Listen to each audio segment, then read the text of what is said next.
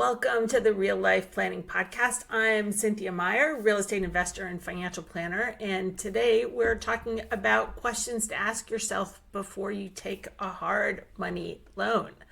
So, hard money is a synonym in the real estate world for private lending. So lending that comes not from a bank or a savings and loan, but from a private individual or a group of individuals who are lending in private transactions.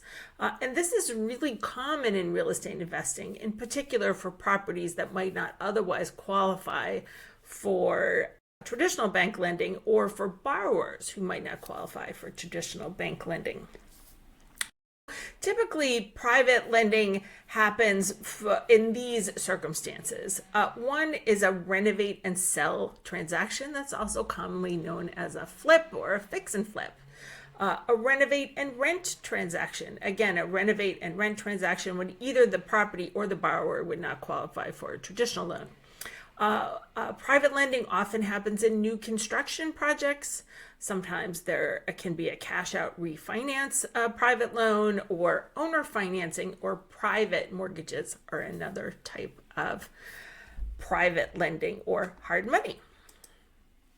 So typically, the loan terms in a private transaction are both similar and different from a regular bank loan.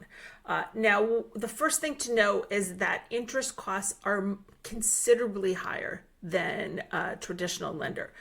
Private loans are not sold or securitized after the loan closing process, unlike a conforming loan or a conventional loan. So interest rates are much higher.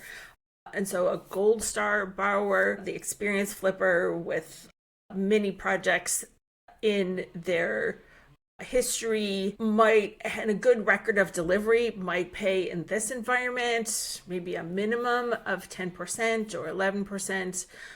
Rates to inexperienced borrowers might be as much as 16 to 18%, not too dissimilar from some credit card rates of interest.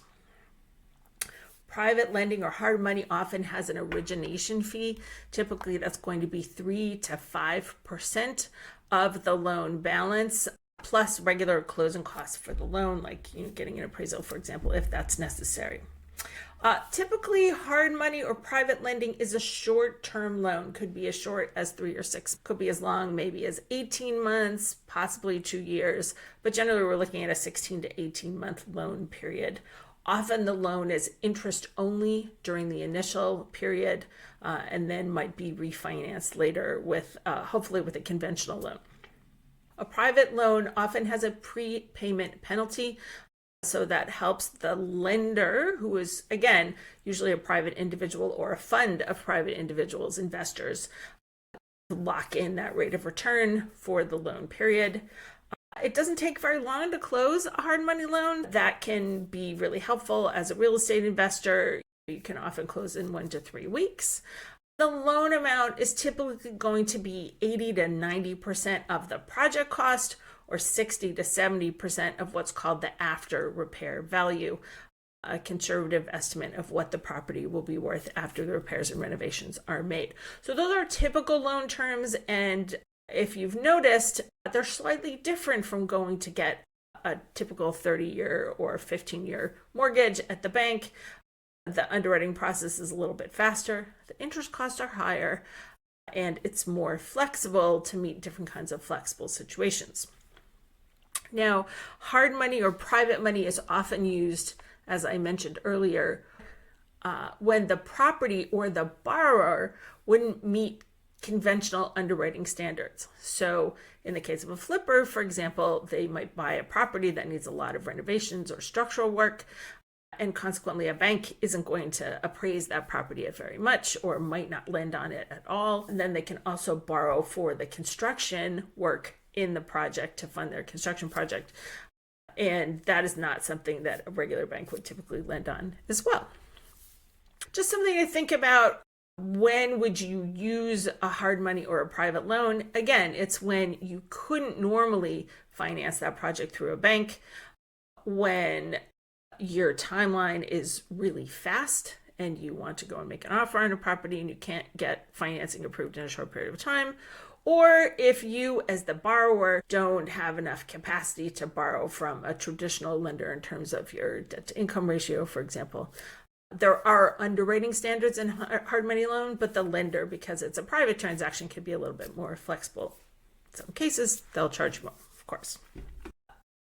When we think about risk management in a hard money borrowing situation, there's some things to keep in mind, right? One of which is if your holding period is longer than expected, then the interest costs of a private loan, a hard money loan, can really add up. So as I mentioned, interest is typically interest only during the initial period with a balloon payment at the end. We've all seen shows, renovation shows, for example, where it's taken longer to sell the renovated property than originally anticipated. And those interest costs can really add up over time if you're paying sometimes as much as twice or 2.5 times as much as the market rate of interest for a traditional mortgage. Renovation and rehab costs could go over budget. I think all of us who have worked with contractors know that while you can have a contingency in your construction budget, sometimes you discover things during the construction process that costs a lot more money. And that is certainly something that you have to plan for in a private money situation.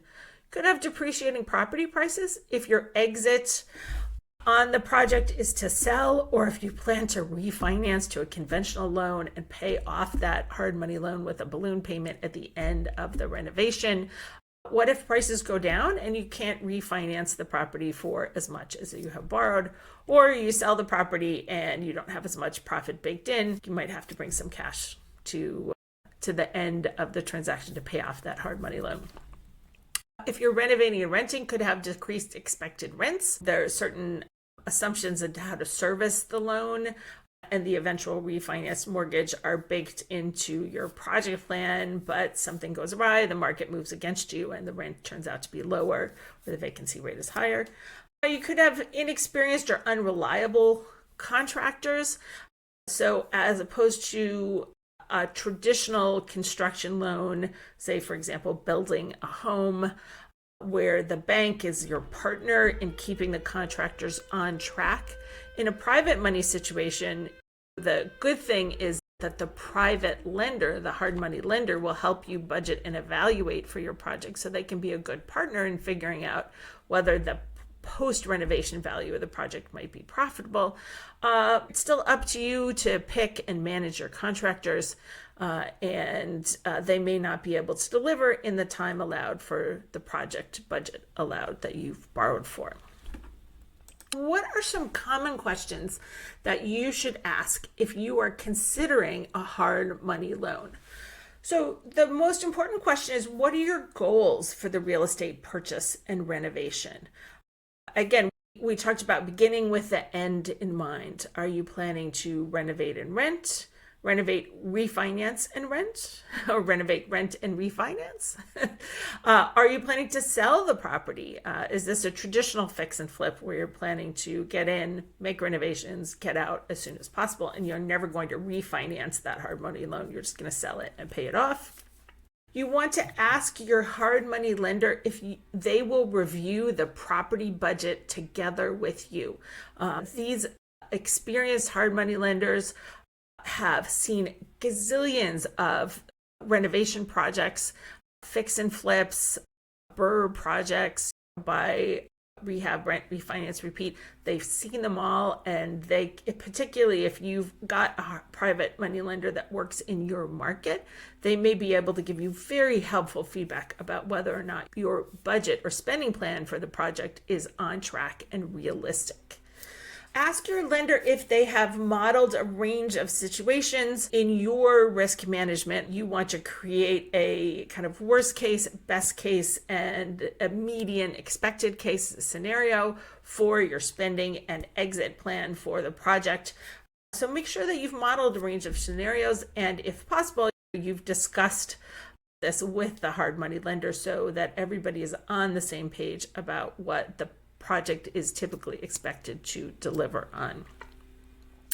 Ask yourself if you have other sources of liquidity if something goes awry. For example, you have an unexpected construction or project cost. It takes longer to sell the property. It takes longer to refinance the loan if that's what you're trying to do at the end of the hard money period. What other sources of liquidity do you have? Do you have cash reserves in your rental property business or in your personal emergency fund? Do you have access to a HELOC on your home that you could tap into? Could you borrow against a taxable brokerage account or liquidate some securities to pay for an unexpected expense? Do you have access to a 401k loan in extreme circumstances? That might be an option, or a cash value life insurance loan, right? Do you have other sources of liquidity that you could use to pay extra interest costs if the loan period is longer, or extra project costs if the project goes over budget? Next, what due diligence have you done on the lender? You'll see, if you just do an online search of real estate loans, you're going to see so many people, so many lenders pop up, but you really do want to get references from other real estate investors about their work with a lender. You want to interview the lender, you want to take them for a test drive. You certainly want to read all of your documentation and the loan agreement really carefully. So this is definitely a situation where you want to check somebody's references. You want to look at their track record, and then also make sure that you feel like they are a good personality fit or a partner for your situation. Under all circumstances, you want to ask yourself, have you had a legal or attorney review of the loan documents? A loan document is a long and complicated legal agreement. You want to make sure that you understand it completely. I would say that the costs of having an attorney, a real estate attorney, review this document with you are going to be well worth it, because you'll fully understand what is really there and what the potential downsides are for you and what you're really on the hook for if things don't work out with your real estate project. And then finally, do you understand the tax implications of the holding period that you plan for the project? If you're planning to renovate and sell, for example, is this project going to cross multiple tax years? Perhaps you're starting in just November and you're not going to finish until February of the next year. So you have some tax planning to do there. To sum up today, we've talked about what private lending or hard money is, what the typical loan terms are, what many of the benefits, but also the risks of taking a private or hard money loan are. And then we talked about 7 questions to ask yourself if you're thinking about taking a hard money loan, things to ask yourself and to discuss with your lenders, what your goals are for the renovation and purchase of a property, asking them if you can review the property budget together and talk about the deal and get their opinion about it, modeling a range of scenarios if things go wrong. What other sources of liquidity do you have to help if something goes wrong with the project or it takes longer than expected? What due diligence have you done on the lender?